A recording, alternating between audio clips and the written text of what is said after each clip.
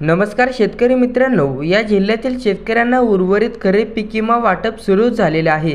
मित्रांनो, 2023च्या पीक विमा संदर्भातील महाराष्ट्र शासनाने अत्यंत महत्त्वपूर्ण शासन निर्णय काढण्यात आलेला आहे। वाशिम जिल्ह्यात 2023 मध्ये सप्टेंबरच्या कालावधीत पावसाचा मोठा खंड पडल्याने सोयाबीन पिकाच्या उत्पादकतेमध्ये मोठ्या प्रमाणावर घट निर्माण झालेली होती।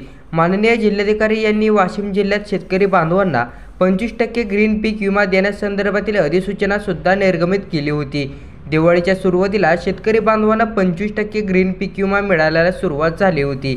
आता हा 5% पीक विमा वाशिम जिल्ह्यातील जे 5 एकरच्या आतमधील जे शेतकरी सोयाबीन पीक उत्पादक आहेत, म्हणजेच त्यांचे 5 एकरपेक्षा कमी पीक भरलेलं आहे, परंतु 5 एकरपेक्षा जास्त पीक विमा क्षेत्र असेल तर त्या शेतकरी बांधवांना, परंतु 5 एकरपेक्षा जास्त जर पीक विमा क्षेत्र असेल, पीक विमाधारक शेतकरी असेल तर त्यांना त्यावेळी मात्र पीक विमा मिळालेला नव्हता।